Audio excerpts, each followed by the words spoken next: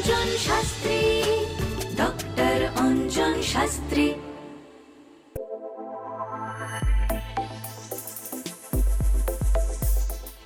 জ্যোতিষ অঙ্গনে অঞ্জনে আপনাদের সবাইকে স্বাগত। আমি অনিন্দিতা আপনাদের জন্য নিয়ে এসেছি একটি নতুন এপিসোড, একটা নতুন অধ্যায়। এই যে জ্যোতিষ বা জ্যোতিষী বা জ্যোতিষ শাস্ত্র আমাদের জীবনে কিন্তু বিশাল বড় একটি ভূমিকা নিয়ে অবস্থান করে। আমরা দেখেছি যে বহু প্রাচীন কাল থেকে এই জ্যোতিষের মাধ্যমে আগে কিন্তু দেশ রাজ্য চালনা হতো।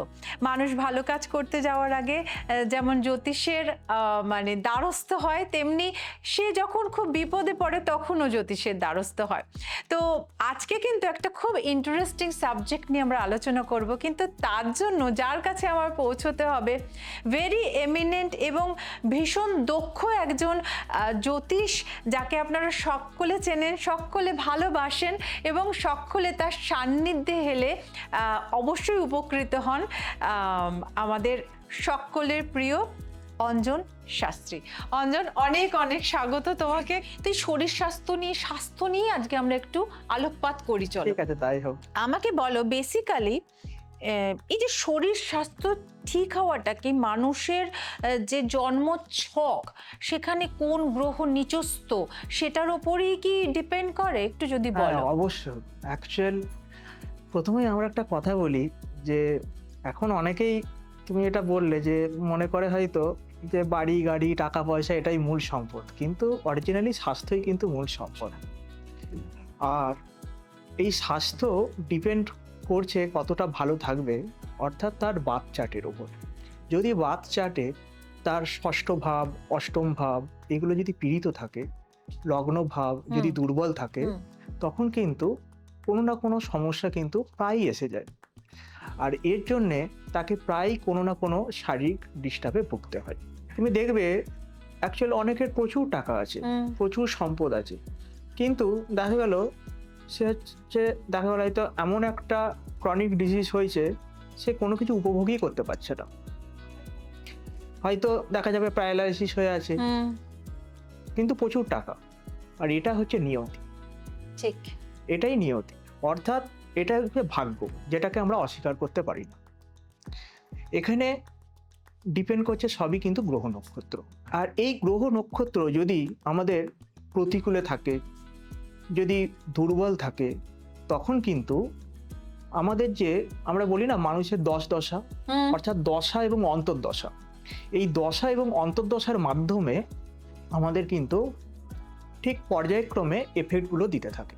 আচ্ছা, কখনো দেখা গেল হয়তো লগ্নপতির দশা পড়ল, লগ্ন ভাব দেখা গেল পীড়িত হয়ে আছে, লগ্নে পাপক গ্রহ অবস্থান করছে, সেই লগ্নপতির দশা বা অন্তর্দশা বা প্রত্যন্ত দশা বা প্রাণদশা এসেছে, তাহলে সেই সময়কালটা কিন্তু তার পার্টিকুলার যে গ্রহের দশাটি চলছে সেই গ্রহের ওপর ডিপেন্ড করে কিছু সমস্যা কিন্তু আসবে।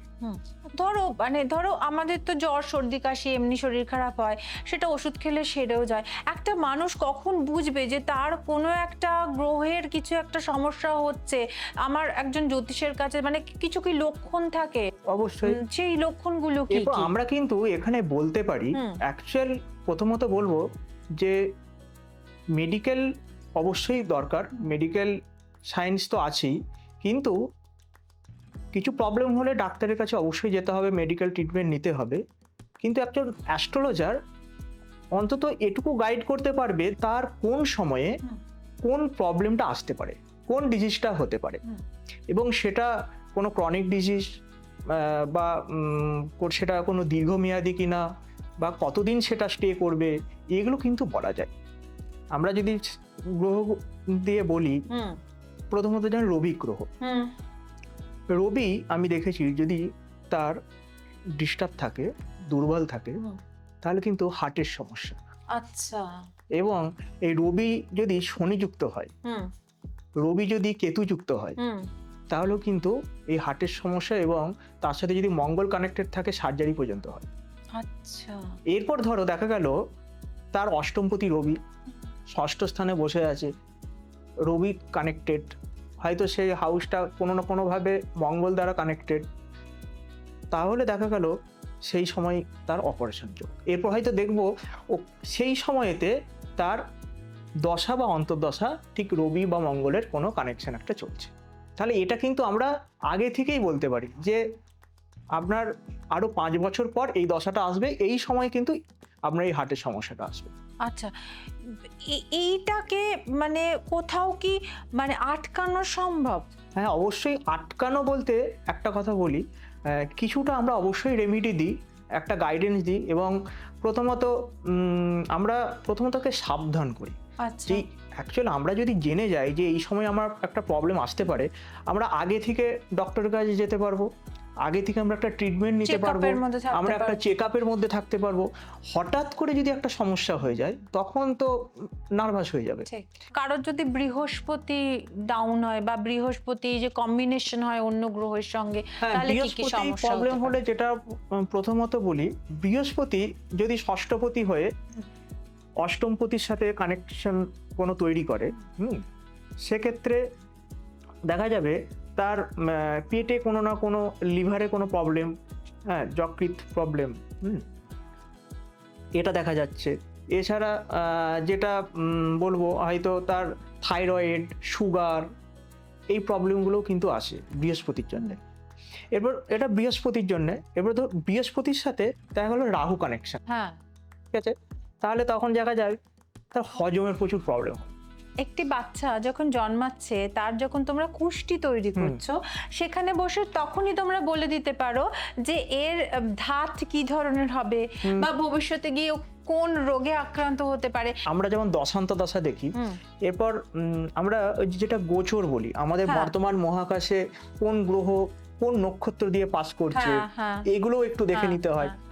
হয়তো দেখা গেল তার ষষ্ঠপতি হয়তো ষষ্ঠ ভাবের উপর দিয়েই পাস করছে, হয়তো দেখা গেল তার বিপদ নক্ষত্রের উপর দিয়ে পাস করছে। আচ্ছা, তাহলে কিন্তু এটাও আমরা তখন 100% একদম বলে দিতে পারি যে এই সময় কিন্তু এই প্রবলেমটা হয়, আচ্ছা, যেটা আমরা রাশিফল বিচার করি। হ্যাঁ, হ্যাঁ, মঙ্গল যদি কোনো না কোনোভাবে দুর্বল হয়, তার ব্লাড রিলেটেড সমস্যাগুলো বেশি আছে। মানে অ্যানিমিয়া এই অ্যানিমিয়া, ধরনের, হ্যাঁ, হয়তো মহিলাদের ক্ষেত্রে দেখেছি হিমোগ্লোবিনের পরিমাণ কমে যাচ্ছে। হ্যাঁ, আচ্ছা, এবং মঙ্গলের সাথে যদি দেখা গেল রাহুর কোনো কানেকশন তৈরি হয়, দেখা গেল তার অষ্টমপতি মঙ্গল হয়তো রাহু দৃষ্টি দিয়েছে, বা হয়তো শনির কোনো কানেকশন আছে, তাহলে কিন্তু দেখেছি যেটা হচ্ছে অপারেশন হয়। এবং এটাও দেখেছি বারংবার কিন্তু অপারেশন হয়, মানে একাধিকবার অপারেশন যোগ আমরা এক কথায় বলেও দিই। রাহু মঙ্গল, শনি মঙ্গল, এই যোগগুলোতে কিন্তু একাধিকবার অপারেশন, এবং মঙ্গলের কারণে অনেক কিছু প্রবলেম হয়। যেমন আজকে একটা সবথেকে বড় ডিজিজ, সেটা হচ্ছে ক্যান্সার। ক্যান্সার অ্যাকচুয়াল যে কোনো ক্ষত বা কোনো টিউমার, এগুলো থেকে তৈরি হয়। অ্যাকচুয়াল দূষিত রক্ত, রাহু কিন্তু দূষিত রক্তের কারক গ্রহ। মঙ্গলটা ফ্রেশ, অর্থাৎ মঙ্গল যদি ভালো থাকে তাহলে ঠিক আছে। যখন মঙ্গল রাহুর সাথে কানেক্ট হচ্ছে, অর্থাৎ দূষিত রক্ত কিন্তু তৈরি হচ্ছে, ও সেটা থেকে কিন্তু তার কিন্তু ক্যান্সার হওয়ার একটা সম্ভাবনা থাকে। ডক্টর অঞ্জন শাস্ত্রী তার সাফল্যময় এই কর্মজীবনে অনেক জায়গাতে সম্মানিত হয়েছেন এবং ভূষিত হয়েছেন অনেক পুরস্কারে। দেখে নেব তারই এক ঝলক।